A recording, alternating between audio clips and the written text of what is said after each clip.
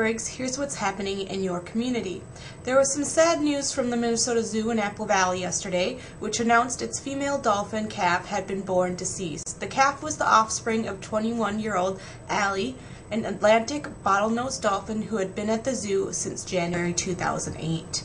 An ultrasound Tuesday showed the calf had a strong heartbeat and was in the correct position for its tail first birth, but complications during the labor late into the night Tuesday were said to be the likely cause of death.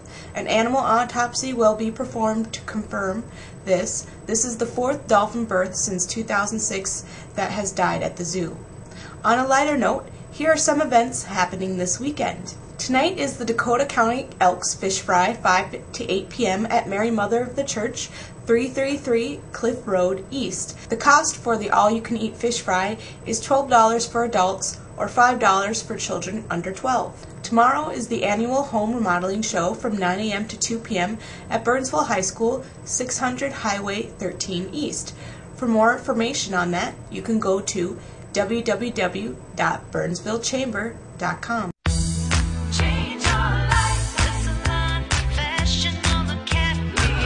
Discover a career with endless opportunities. Become a top industry professional in only 12 months, preparing you for the top salons.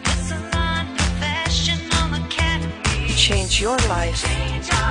Students and educators committed to excellence in cosmetology arts, the Salon Professional Academy.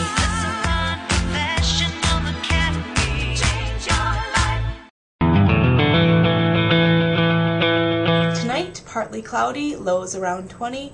This weekend, partly cloudy, lows around 25 and highs around 45. Don't forget, Burnsville Egan Savage School District students return to school from spring break Monday, March 30th. The following video is the first of two from the Minnesota Valley Transit Authority Board meeting March 25th, in which several issues were discussed by the board. Let's take a look. The Minnesota Valley Transit Authority Board had its regular meeting at the Egan Bus Garage. The MVTA is the public transportation provider for Apple Valley, Burnsville, Egan, Rosemount, and Savage. The meeting included some lively debate and discussion about several issues that have been plaguing the otherwise peaceful board. New Egan member Gary Hansen was sworn in to replace former board member Meg Tilley, who resigned from the board and was recognized for her years of service on it. Tilley took issue with the board's February 26th meeting minute. She denied ever saying that the board had to decide about its at-large member at that time. After some debate, the board agreed on keeping the minutes as first presented. One issue discussed at length during the March 25th MVTA meeting was a lobbying contract approved by the Suburban Transit Association, in which the MVTA is a member. The STA, or the Suburban Transit Association, is a lobbying consortium for several transit authorities, the MVTA being its largest member. Conflict arose when MVTA board member Ruth Grundahl of Apple Valley brought up an issue with a recently renewed contract between the STA and its lobbying firm, Messerly and Kramer. The firm has been STA's lobbying agent since it began in 1995, but Grundahl said from reading STA documents outlining the selection process of a firm, not everyone on the STA has been satisfied with its work. She questioned why STA decided to continue with Messerly and Kramer, as it wasn't in the top two choices she read about.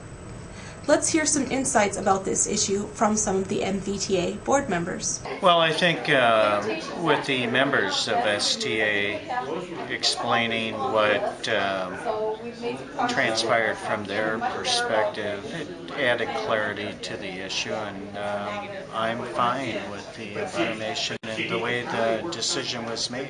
There were some questions, there was some dialogue, and the conclusion was that the STA process was a legitimate process and it met all of the legal criteria, and this board didn't seem to believe that there was a necessity for an independent review. Having observed STA's process in choosing a lobbyist firm, MVTA board member and Dakota County Commissioner Will Branning said he saw no improper procedure with how it was done.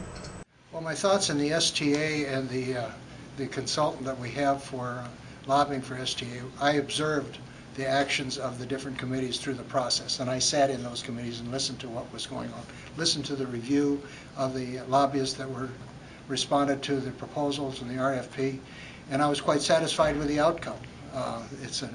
When you look at new lobbyists, and you look at lobbyists who just put on staff that came from the existing lobbyists, you're saying, what are we changing? And they did that on their own. I provided no input. I was just an observer on it. I saw the result tonight.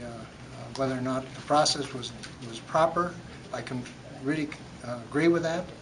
As far as I'm concerned, that's done. For Sun Current and Sun Newspapers, I'm Stephanie Briggs. Thanks for tuning in, and I'll see you Monday.